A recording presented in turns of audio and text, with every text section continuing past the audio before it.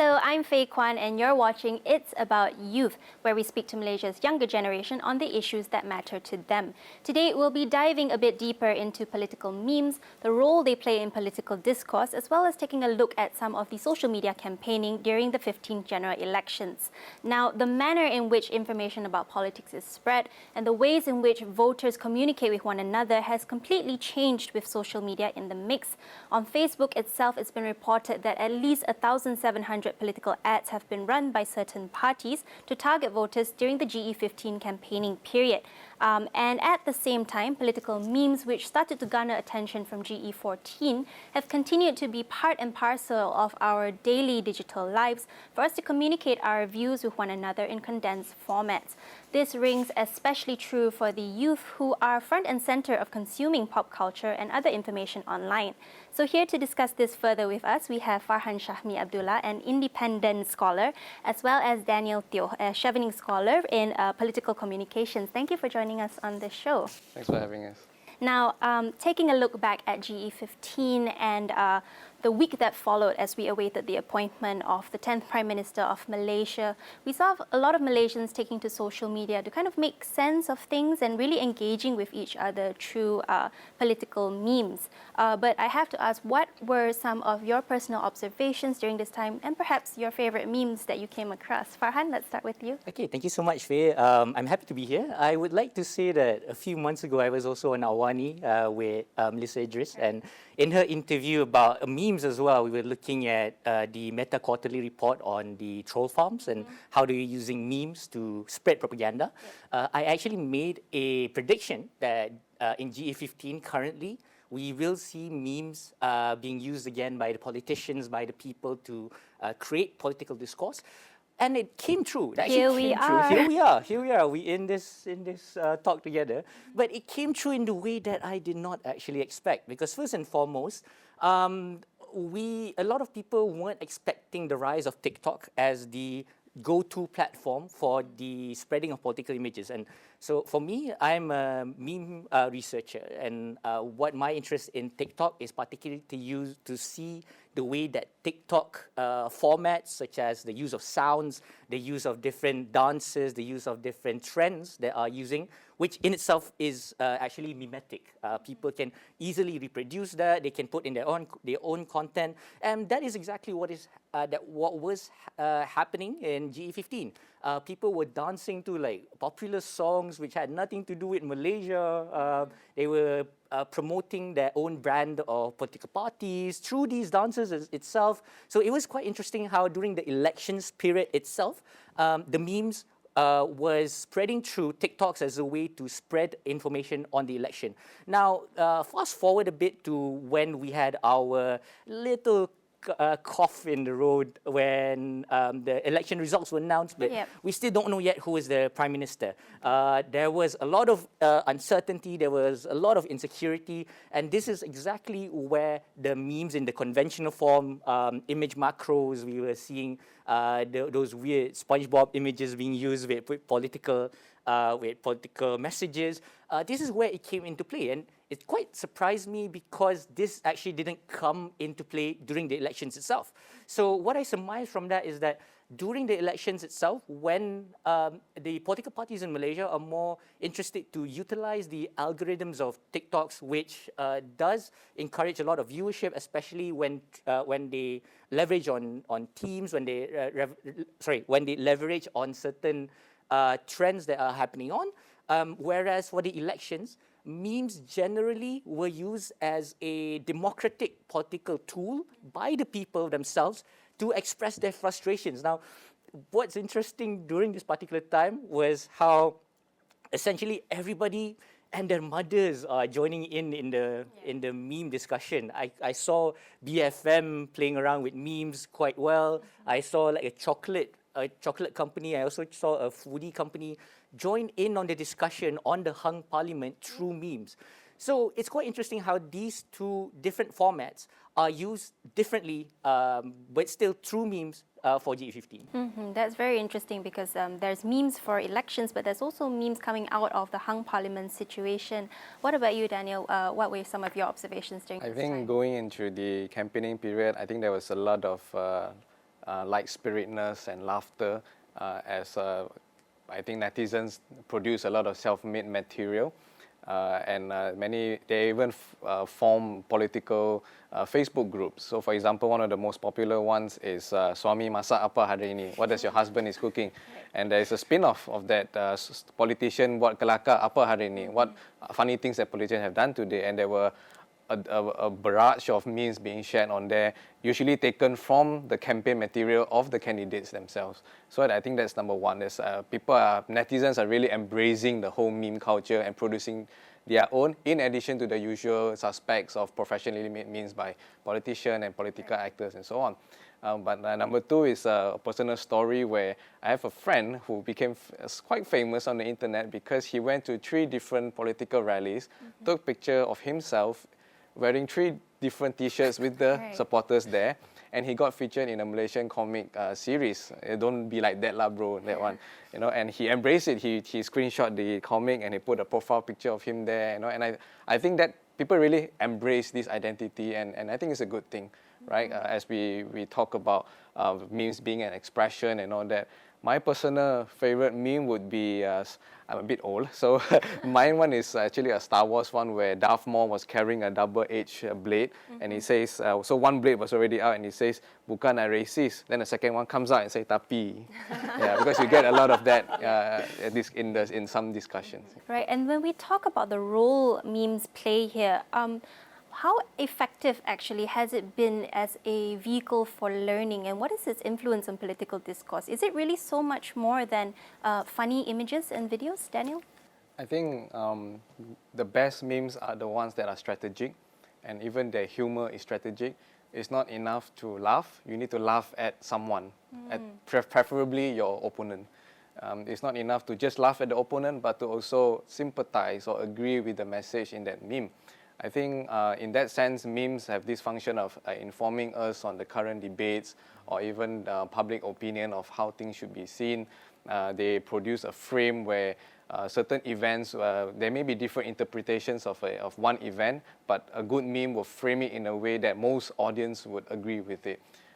In terms of political advocacy, I think memes are more useful when they poke holes at arguments made by certain political actors. It might even frame and become the main argument against a particular policy idea. For example, I think what I like what Najib Razak is doing in terms of memes. He uses memes and trolling at the same time, but I think you can see the end result where he accumulated enough capital through trolling and political memes to advocate for certain policy ideas. One of them is the moratorium, withdrawal of the KWSP, which was adopted by the government. So I think it is a serious discussion of something very funny, and vice versa. Yeah, I know when you talk about Najib Razak, the images that conjure up is super rings or him exercising, and those are, if that shows that memes can be an effective political tool. Oh yeah, but effective branding as well. For sure. And now we've crossed the hurdle of GE15, but there's still the state elections coming up next year. So Farhan, what do you think? Do you foresee political memes still being an integral part of campaigning from here on? I would say at least for the state elections, usually this doesn't have as much coverage in the meme circles that I've observed previously in the past, because there's less at stake in compared to GE15. However, it still will take part in TikToks. I believe politicians have found a very important grounding in TikToks as an advocacy tool to reach not only younger citizens, but also the average voter who either may not be interested to follow the news on a regular basis. This is how you get the voters who are pretty much on the fence. The voters that, and this is something that I found to be particularly interesting in GE15, which I believe will translate into the state elections as well, in that the realm of the private is now the realm of the public. It's where when you look at TikToks, it's usually, and when you go for memes, it's usually just as an avenue for you to have fun, laugh at a few things. But as Daniel mentioned as well just now, in how people have been using, politicians have been using memes to advocate for certain policies, their places for entertainment is pretty much hijacked for political purposes. Right. But that's not necessarily a bad thing per se, because it does create more discussions, creates more awareness in politics, especially for people who previously might not care too much about it. Yep, Yeah. so it's important to attract attention, and it's a new way to get people more engaged in politics. Well, more on TikTok in a bit, but before that, let's hit for a quick break. Stay with us.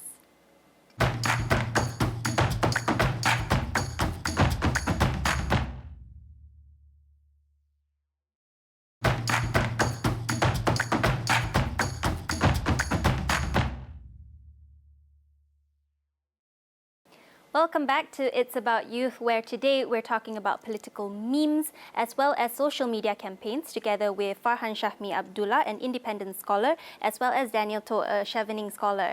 Now, previously we talked about the role political memes play and how it is an effective political tool.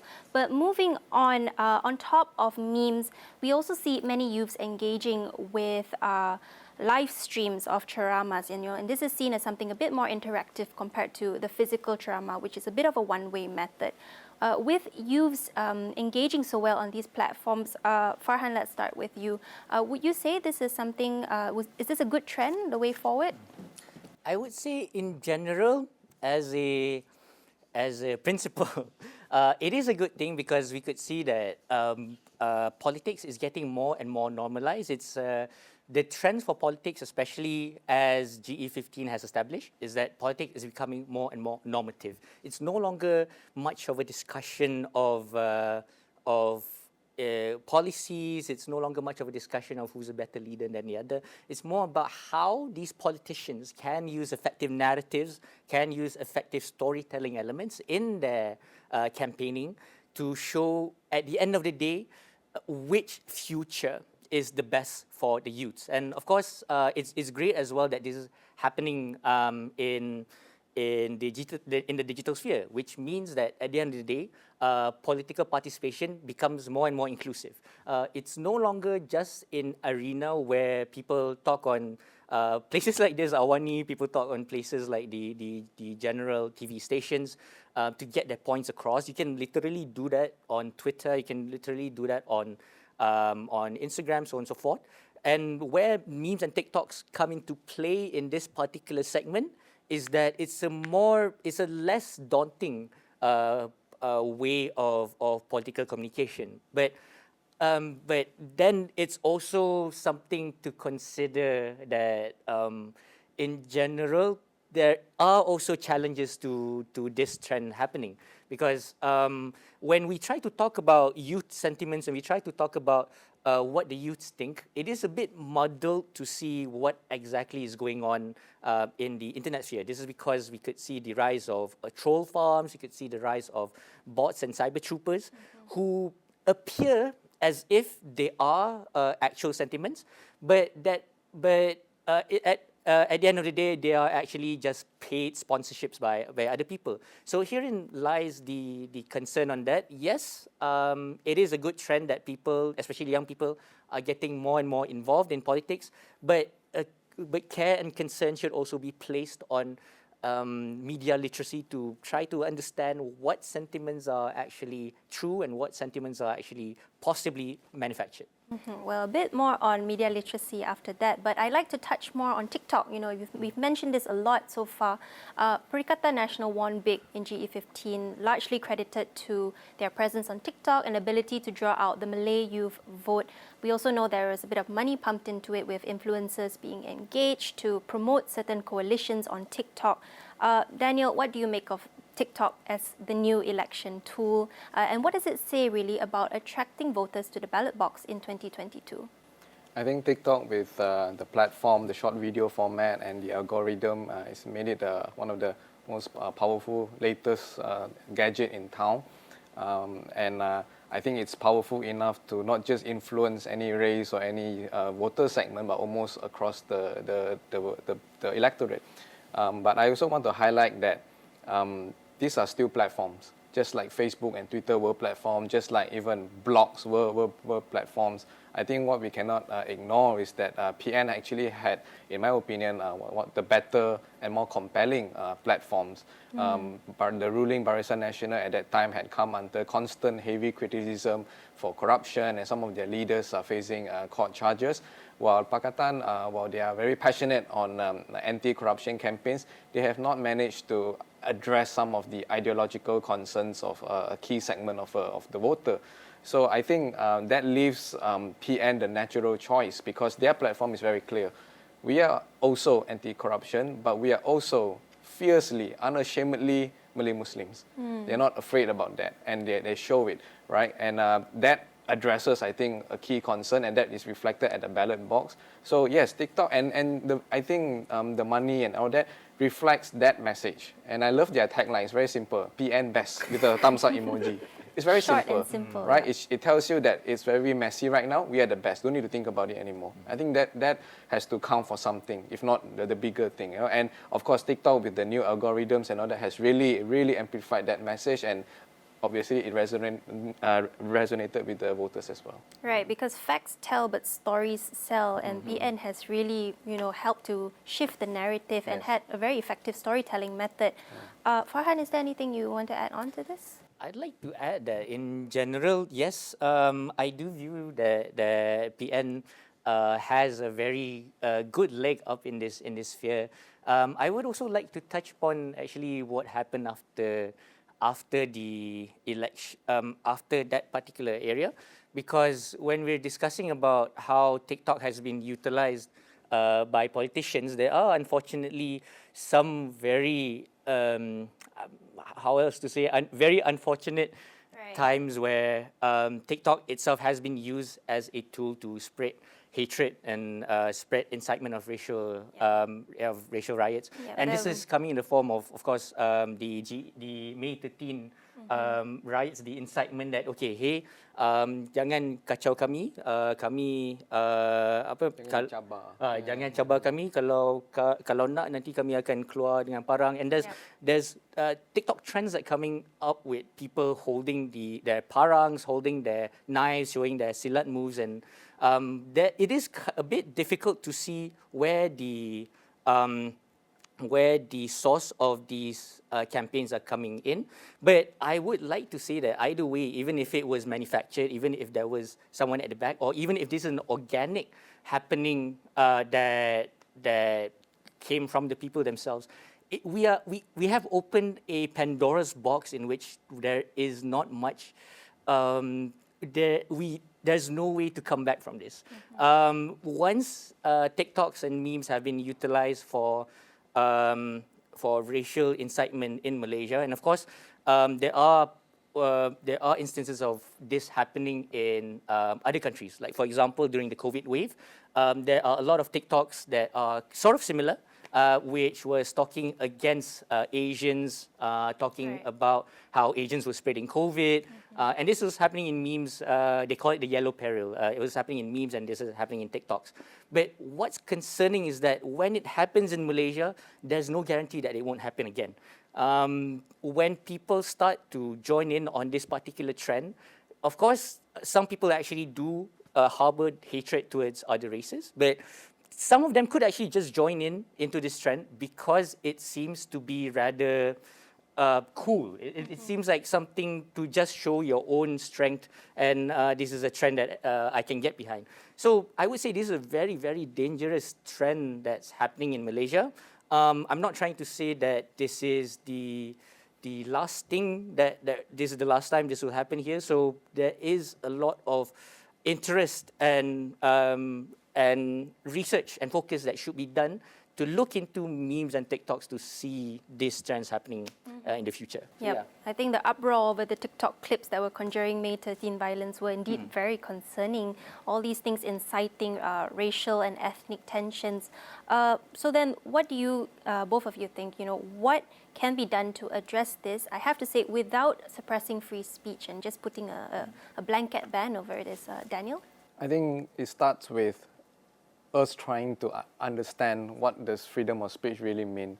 I think for too long we have been rather lazy in trotting out that phrase, freedom of speech, as a solution to a problem or as a way to shut down any argument.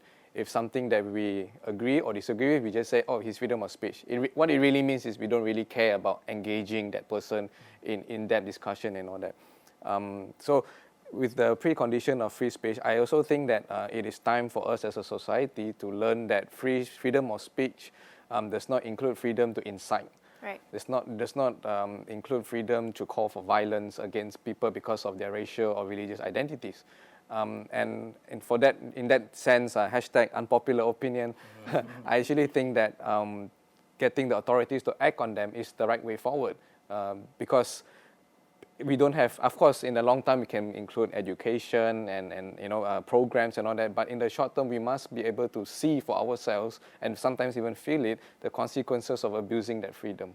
Yeah, so that is I saw some suggestions where people talk about you should take legal action and all that. I think it was Churchill who said that, when the truth has had the opportunity to put on its pants, the lie has traveled halfway across the world, right? So the courts might be a bit too slow unless they revamp that, they make it a special legal action to take action against it in a more quicker manner. But other than that, the police action is the way to go in tackling hateful speech and conduct. Mm-hmm. I'd like to touch on that actually, because when we talk about police action, yes, it's important for them to get them on this when it's something that's inciting harm and violence.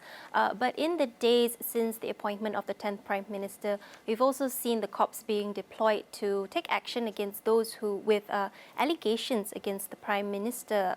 What do you think? Is this the way forward, and is it an effective way to control the narrative? Daniel, maybe? I think we have to look at what kind of allegations are thrown. If, let's say, an opposition backbencher says that the Prime Minister swindled state resources to win the election, then of course this is absolutely free speech, especially if it's raised in Parliament. This is of course free speech. But what if those allegations were that the Prime Minister is a secret agent of the Yahudi, the Jews and all that? I think when are we going to see an end to all these things, right? We have tried, I think Pakatan have tried the high route where they basically allow free-for-all, freedom of speech for everyone. This election, maybe it's time to try something new, right? We cannot keep doing the same thing and expect a different result. Mm-hmm. If I may add in, Yep, I would agree as well to the necessity, of course, the first and foremost ideal solution is media literacy. Of course, when individuals take it upon themselves to be aware of what's happening in the media, to know the harms and the problems of putting forward this sort of speech, it is important to start from the individuals themselves. But where police and the law is involved, I would actually like to suggest that, seeing that we are going to have a new government, I would suggest a reframing of the entire discussion on freedom of expression to how we can control the segment of hate speech. Because insofar, of course, while we do have the Communications and Multimedia Act of 1998, it is by time that it is updated to reflect what's going on now. Mm-hmm. And I would very much suggest the inclusion on what separates freedom of expression and what separates hate speech. Right. In having that discussion being put out by the government, by a multi-stakeholder discussion, there are a few already good established ways in the international community where this could happen. Like, for example, the Rabat Action Plan and Article 19's framework on hate speech. Those are pretty good baselines to direct the discussion into, of course, hate speech must be criminalized, but it should also be specific, fair, and transparent. Mm-hmm. Yeah. So not too generalized, but how about media literacy then? Then what should the new coalition government look into for the next 5 years to ensure better media literacy, especially with all these harmful and racial rhetoric being thrown out? On my end, I would suggest that the government become one of the drivers for a multi-stakeholder discussion towards the creation of a national syllabus being put on schools, being put on primary, secondary, so on, in PSAs. And this discussion is going to bring in NGOs from different sectors who already have been doing good work. But in my observation, usually the NGOs and the government tend to have their different perspectives and have their different initiatives in silos. They don't work together. Right. So looking at how we are going to start a new fresh of air, a new breath of air for Malaysia as a whole, I believe a good multi-stakeholder discussion, which is similar to actually what the UK is currently doing with their national online media literacy strategy, where they are pulling in about 170 organizations to help and empower them to teach. So I would suggest that Malaysia do the same. All right, so really that all of society approach that we've been talking about for so long. Well, thank you so much for joining me on the show. I've been speaking to Farhan Shahmi Abdullah as well as Daniel Teo. I'm Faye Kwan. You've been watching It's About Youth. See you next time.